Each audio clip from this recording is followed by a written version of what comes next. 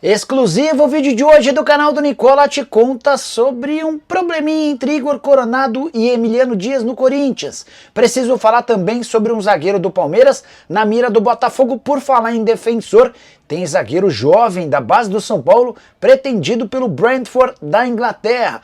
Para completar a diferença de valores entre Flamengo e Central Córdoba, seu adversário, na noite dessa quarta-feira. Falo também sobre Edinaldo Rodrigues, o presidente da CBF, atualizando sobre a busca de um técnico. Números impressionantes de Verratti, as últimas do mercado, bastidores e tudo sobre os jogos dessa quarta na Champions League.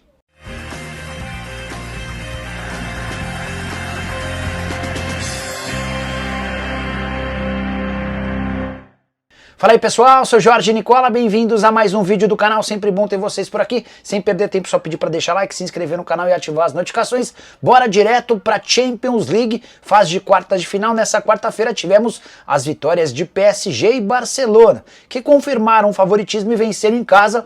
Barcelona encaminhou a classificação para a semifinal depois de meter 4-0 no Borussia Dortmund como mandante. Rafinha foi o grande destaque com um gol e 2 assistências. Lamine Yamal e Lewandowski com 2 gols completaram a vitória do Barça, que pode perder por até 3 gols de diferença na Alemanha para chegar às semifinais. Na outra partida de quartas de final dessa quarta-feira, o PSG venceu de virada o Aston Villa por 3-1 na França.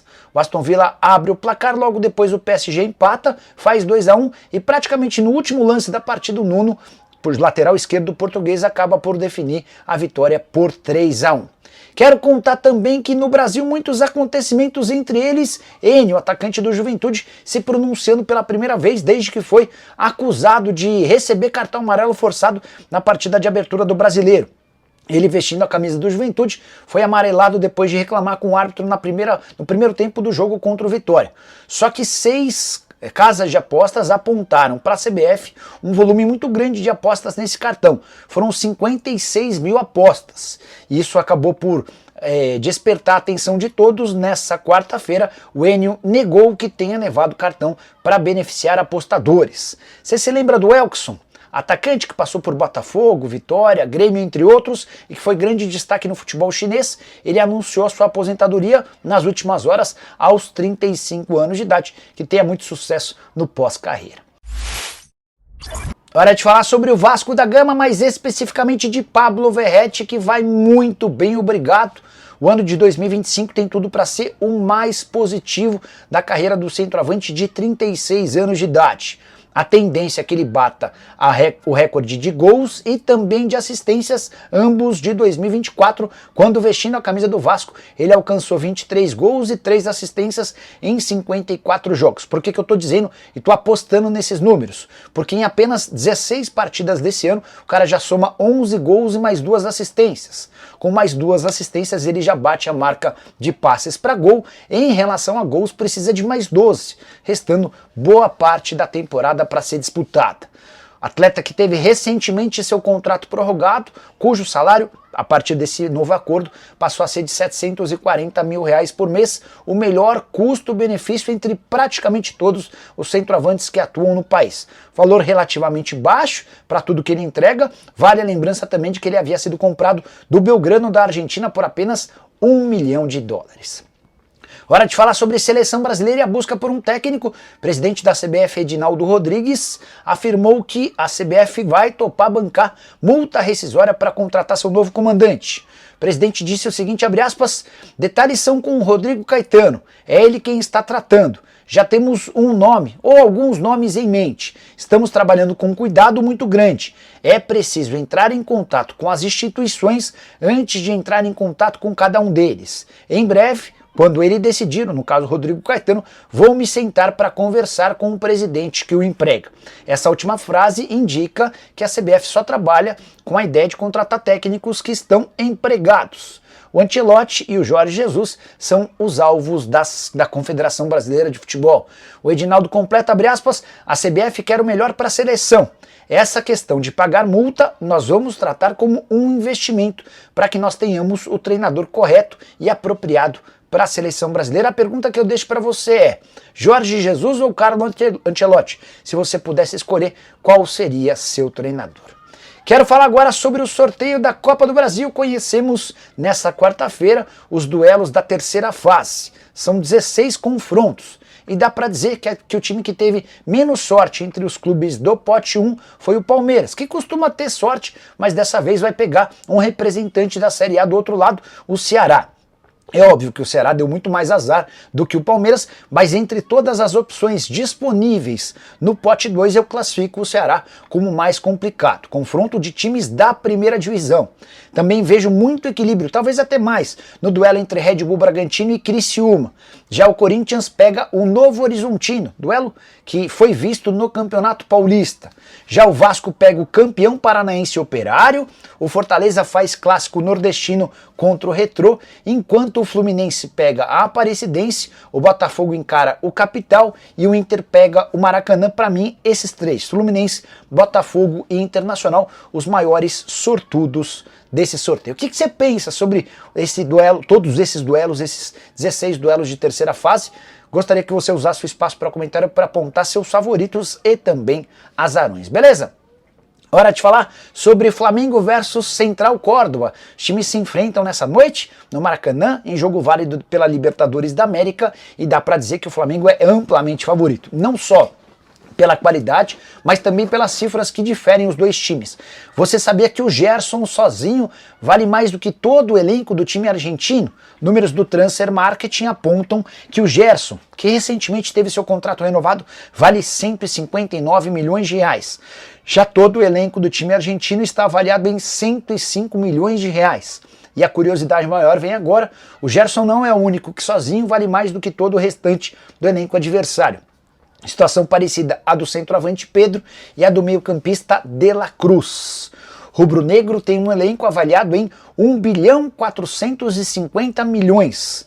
São quase 15 vezes mais do que o Central Córdoba, avaliado em 105 milhões de reais. Ah, só mais uma curiosidade: apesar desse número surpreendente de 1 bilhão 450 milhões, o Flamengo não é dono do elenco mais valioso da Libertadores. Pro Transfer Marketing, esse status pertence ao Palmeiras.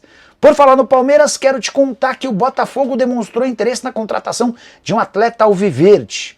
Botafogo busca um zagueiro e fez uma consulta nos últimos dias para a contratação do zagueiro Naves, empréstimo até o fim da temporada com opção de compra. Palmeiras já descartou o negócio, apesar de não ter muitos planos em relação ao Naves. Jogador formado na base, que tinha enorme expectativa, mas que acabou perdendo um pouquinho de espaço. Ele quase foi negociado com o Red Bull Bragantino, o negócio não aconteceu, porque o Palmeiras exigia uma compensação financeira para o negócio em definitivo. Assim como o Botafogo, Red Bull Bragantino também pretendia levar o jogador por empréstimo. E nessas condições, o Palmeiras prefere continuar com o seu atleta. Importante destacar que Botafogo e Palmeiras não têm feito muitos negócios. Relação entre a presidente do Palmeiras, a Leila Pereira, e o dono da SAF do Botafogo, John Textor, é péssimo. Eles inclusive já trocaram acusações, já não se xingaram, mas se atacaram publicamente, e dá para dizer que enquanto eles puderem evitar fazer negócios, eles evitarão. Naves, que na atual temporada soma 9 jogos, todos pelo Campeonato Paulista, também foi apontado como possível reforço do Grêmio e do Cruzeiro, mas não se transformou em proposta. O último jogo do Naves com a camisa alviverde, justamente contra o Corinthians na final do Campeonato Paulista. Bora falar agora sobre o Corinthians com informação exclusiva. Igor Coronado não tem rendido como se imaginava e tem um custo bem alto, 2 milhões de reais por mês, mas além disso, e aqui vem a informação exclusiva, ele tem na comissão técnica alguém que não morre de amores por ele. Eu me refiro a Emiliano Dias, filho do Ramon Dias, o treinador do Timão, e alguém super importante na estrutura e na comissão técnica alvinegra. O Emiliano Dias não manda, mas tem enorme voz dentro da comissão técnica. É o cara que mais interfere e influencia seu pai. E a relação do Coronado com o Emiliano não é boa por conta de aspectos apenas futebolísticos. Não houve uma treta, uma discussão, uma questão envolvendo ambos. É que o Emiliano entende que o Igor Coronado entrega pouco no momento sem bola e não combate. Aquele meia atacante do modo antigo, que gosta de jogar muito com a bola, mas que tem pouca transpiração sem ela. E nem fui eu que notei, uma pessoa do Corinthians que me fez essa revelação em relação às diferenças entre Coronado e Emiliano, lembrou, até pediu para que eu assistisse a comemoração do gol do Coronado contra o Fortaleza, você deve fazer o mesmo exercício. Depois busca aí no YouTube, gol do Coronado contra o Fortaleza no jogo válido pelas quartas de final da Sul-Americana do ano passado. Corinthians vence o Fortaleza por 2-0 no Castelão. Primeiro gol da partida é marcado justamente pelo Coronado. Na comemoração todo mundo super contente, mas uma imagem mostra o Ramon Dias, outros auxiliares festejando e no banco de reservas o Emiliano Dias com cara de poucos amigos. A partir daí, dentro do Corinthians, ficou muito clara essa diferença entre o auxiliar técnico, que tem bastante moral interna, com relação ao meio-campista. Coronado, que na atual temporada soma 13 jogos e apenas 2 gols marcados, foi titular na vitória contra o Vasco por 3-0, mas não foi utilizado no duelo contra o América de Cali, partida em que o Corinthians preservou alguns dos seus titulares. Na temporada passada, sua primeira com a camisa corintiana, Coronado disputou 45 jogos com 4 gols e 5 assistências. Bora fechar o vídeo para falar sobre um zagueiro que promete bastante no São Paulo. Eu me refiro a Igão, só 17 anos de idade, atleta que apesar da pouca idade já integra o time sub-20 e esteve no ano passado à disposição do elenco principal. Estreou no Campeonato Brasileiro contra o Botafogo no Newton Santos. Chegou a fazer a pré-temporada do São Paulo nos Estados Unidos nesse ano de 2025, apesar de ter idade para disputar a Copa São Paulo de Juniores. E esse jogador super badalado internamente também já chamou a atenção do Brentford da Inglaterra em formação do André Hernan. Importante contar que o Igão acaba de marcar um gol, o gol da vitória contra o Corinthians por 3-2 no Campeonato Brasileiro Sub-20, jogo super equilibrado no início dessa semana, até que o Igão apareceu para resolver os problemas do São Paulo.